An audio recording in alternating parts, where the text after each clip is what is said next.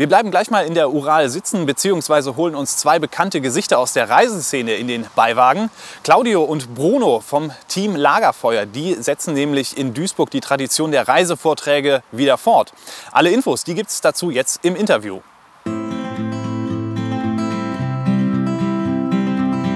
Das ist eine Plattform, um Reisenden die Möglichkeit zu geben, über ihre tollen Touren zu berichten. Wir laden Menschen ein, die von ihren Reisen erzählen, also Reisereportagen live auf die Bühne bringen, uns Fotos, Filme, Töne, O-Töne mitbringen und von ihren Reisen, von ihren Abenteuern erzählen durch ferne Länder.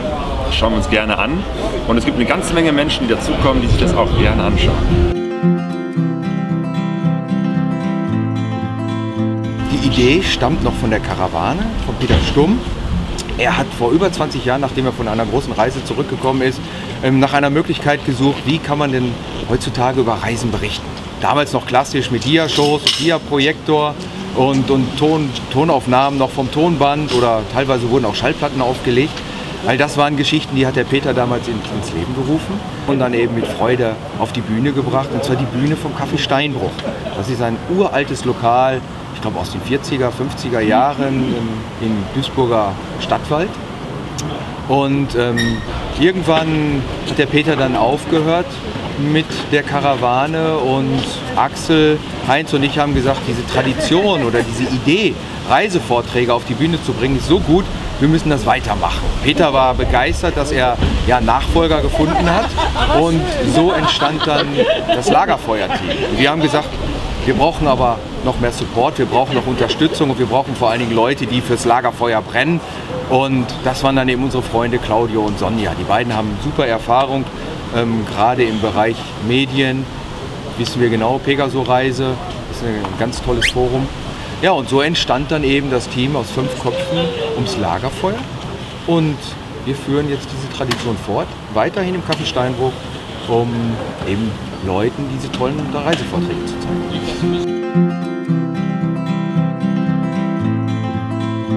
Bruno Piliteri, der auch hier dieses Aufspurtreffen veranstaltet, der hat so den Kontakt zu den Referenten. Wir haben den Heinz Schulze, der die Kasse macht. Das heißt, man kann bei uns die Karten vorbestellen per E-Mail und dieses ganze System verwaltet eben halt der Heinz und der ist eben halt auch immer vor Ort. Bei ihm kann man die Karten kaufen. Der Axel, ganz wichtige Person, der macht die Technik. Ohne den wird das Ganze nicht funktionieren. Sonja schreibt den Newsletter und ich kümmere mich so ein bisschen um die Homepage.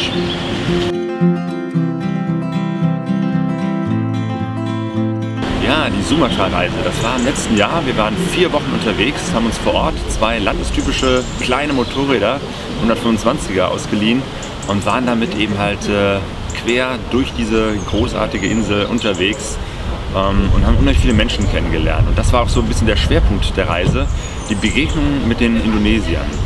Wir haben ganz viele Menschen von der Volksgruppe der Batak kennengelernt und später Gayos, mehr so in der Nordspitze von Sumatra und haben sie kennengelernt, ihre Sprache, ihre Kultur. Wir sind sehr oft eingeladen worden und konnten auch nicht ganz tief einbringen so in deren Alltagsleben und haben wirklich so ein bisschen normales Leben auf Sumatra kennengelernt. Das war schon sehr, sehr spannend.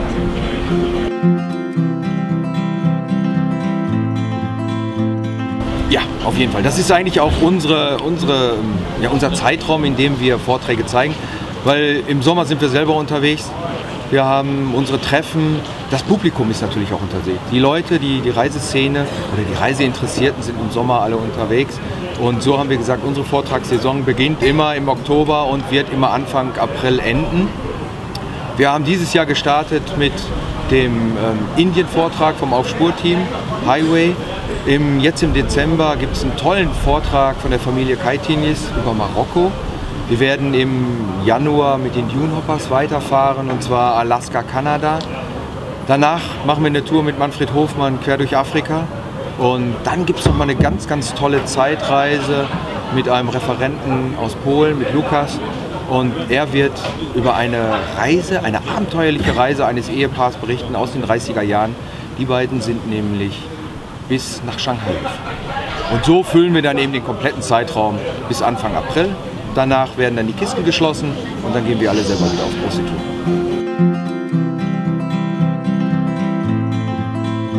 Das Aufspurteam besteht aus 7 Freunden. 7 gute Freunde, alles Arbeitskollegen. Und wir sind auf ungewöhnliche Art und Weise dann eben auf unseren Reisen unterwegs. Das heißt, angefangen haben wir im Winter. Wir haben tolle Wintertouren gemacht auf Solomaschinen durch Russland. Wir sind über die zugefrorene Ostsee gefahren. Wir waren im Baltikum. Wir waren auf Spurensuche nach der Burg von Dracula mitten im Januar. Und so wuchsen dann immer mehr und mehr diese verrückten Reiseideen. Wir waren im Himalaya unterwegs, auf Enfields. Wir haben Straßen gesucht, die es eigentlich gar nicht gibt. Wir wollten einfach mal gucken, kann man da entlangfahren, ja oder nein. Das hat funktioniert. Und das Aufspurteam macht darüber eben dann auch Reisevorträge und Berichte. Und so haben wir uns dann eben auch in der Reiseszene etabliert. Und es macht immer wieder Spaß, vor Publikum aufzutreten.